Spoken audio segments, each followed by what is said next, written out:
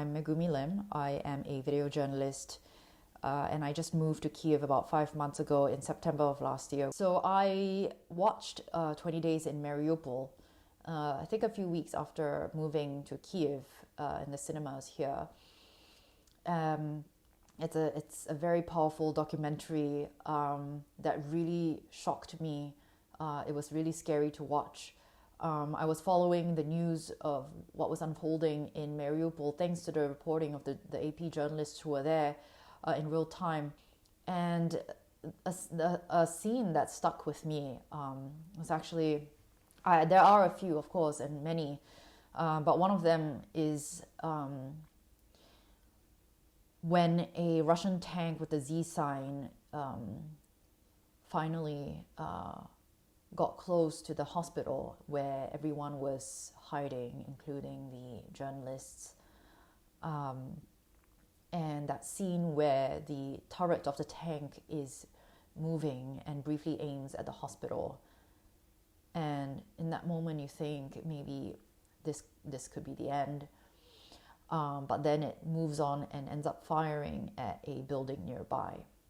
Now, it just really drove home how indiscriminate the attacks were at the time and continues to be to this day.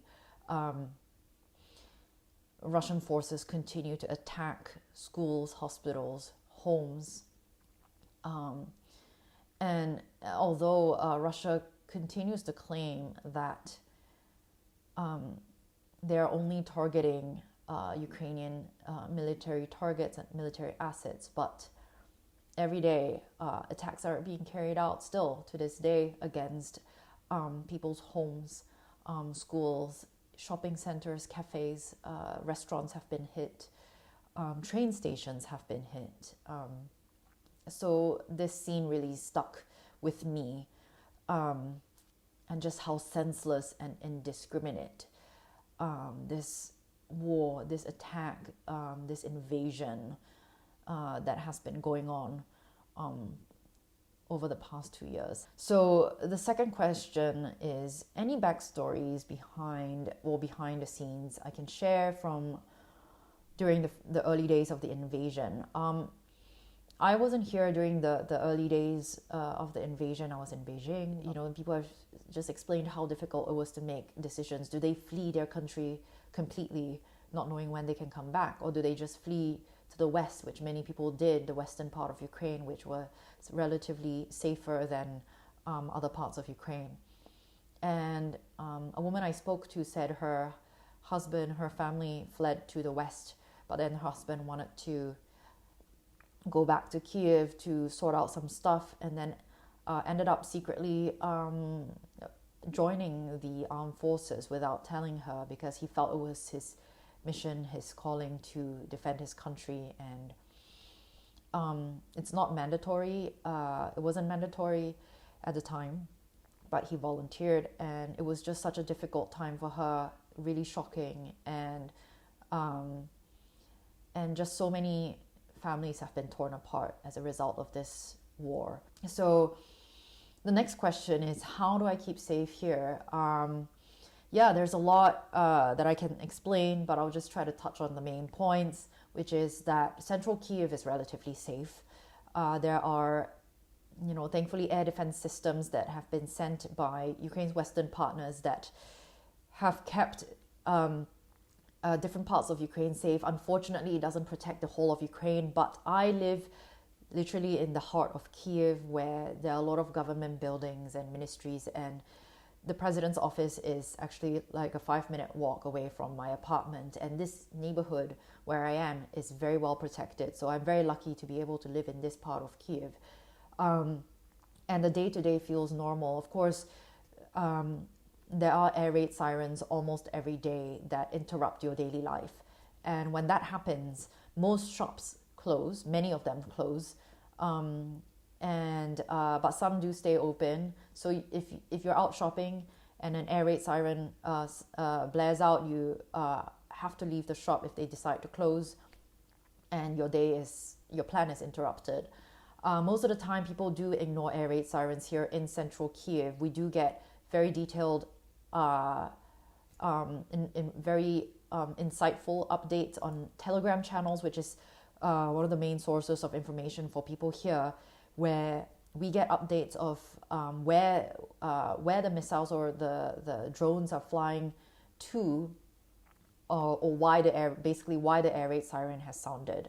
Most of the time during the middle of the day, attacks don't happen in central Kyiv. In other parts of Ukraine, attacks do happen during the middle of the day, but it has been a long time since we've had a big attack in Kyiv during the middle of the day. So often daytime air raid sirens are ignored. But the attacks, when they do happen, they happen overnight and in the early hours of the morning.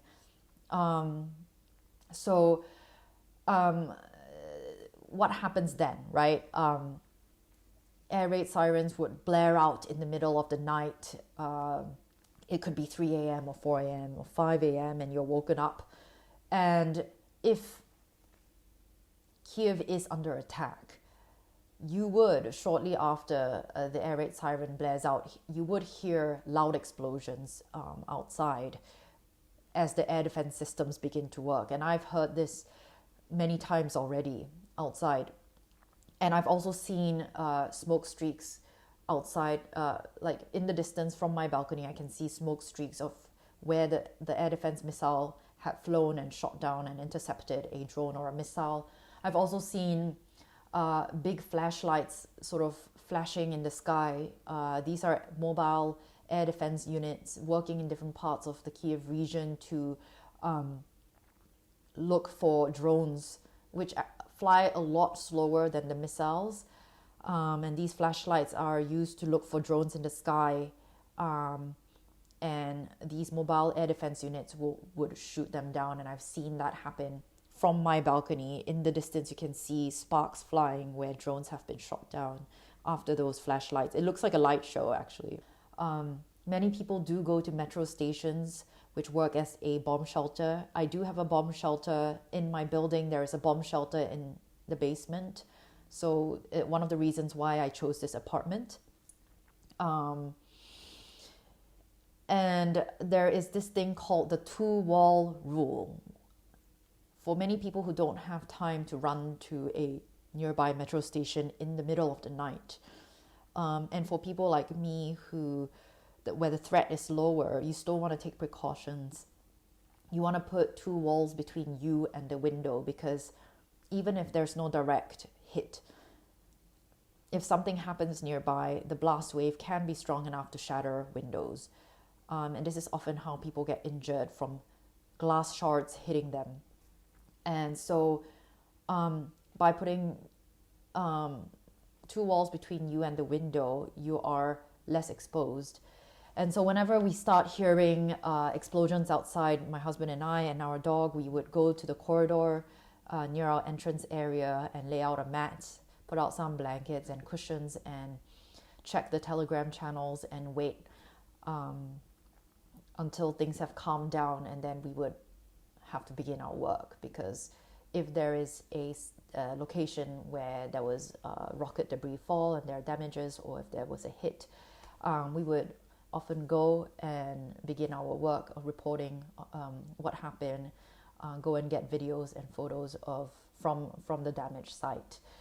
Another thing that has kept us safe in a way is curfew. There is curfew right now in Ukraine, all across Ukraine, because Ukraine is under martial law.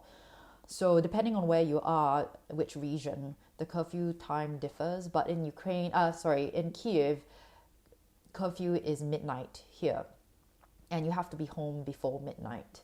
This was very useful, especially during the early days of the invasion, where there were a lot of saboteur groups, people working for the Russian state, working during the night to collect information and cause trouble, and Ukrainian forces and authorities were working during the night to root out, to put it simply, the bad guys. And the curfew made their job easier and also kept people safe. thoughts on media personnel being wounded or killed in this conflict. So during the early days of the invasion, it was so much harder to determine where the danger zones were, because so many different parts of Ukraine was being infiltrated by Russian forces, Russian snipers. It was so hard to, especially for journalists and freelance journalists. There were so many journalists coming in. Many of them maybe have not even been to Ukraine before and don't know the geography.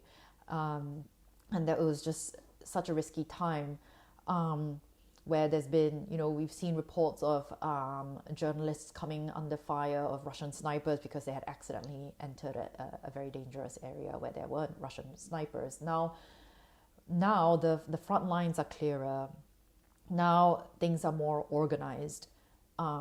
If you want to visit a certain part of the front line, if you want to visit a certain unit, army unit, or a frontline town or location, you do need to get permission from relevant press officers or authorities before you go. And it's impossible to just drive your car and randomly go to a place as you wish, because there are checkpoints. You will be stopped and you'll be checked if you do have the right accreditation.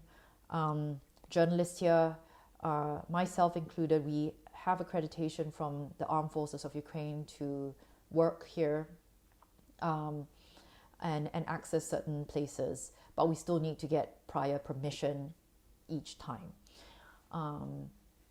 We're also allowed to work outside of curfew if we need, when these attacks happen. And as I mentioned earlier, if we need to go to like a damaged site, curfew lasts from 12 a.m. to 5 a.m. So if we need to go to a site during those times, we carry around our accreditation and we are checked.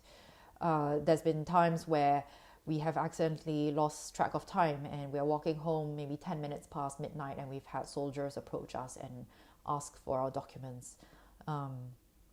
It's there are systems in place to keep people safe, to keep journalists safe as well. It's not in the interest of Ukraine also to see journalists being killed in their country. Just to not go overboard with my time, I've actually recorded this video a few times and have gone way, way, way beyond the time limit that have been allocated to me. So I'll just leave a few thoughts with you. Is that Ukraine became independent in 1991 after the fall of the Soviet Union, and Ukraine has been trying to forge their own identity and their path of independence, their path to freedom, which has been a very difficult one.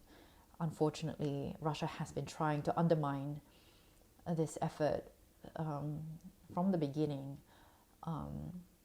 and it has resulted in the death of many people dying, deaths of many people, and many people dying here in Ukraine, fighting for the freedom of their country, fighting for their future. And this is continuing to this day. The price of freedom, the price of peace, the price of democracy, and forging a future, deciding what they want for their future, has come at a very high price for Ukraine. And sometimes the conversation when we talk about Ukraine can veer towards what Ukraine should do. Should they negotiate? Should they do this or that? But I think the important thing to remind ourselves is that only Ukraine can decide for themselves what they want for their future. Ukraine belongs to Ukraine. Ukraine belongs to Ukrainians. Ukraine is a sovereign country. And only Ukrainians can decide what they want their future to look like.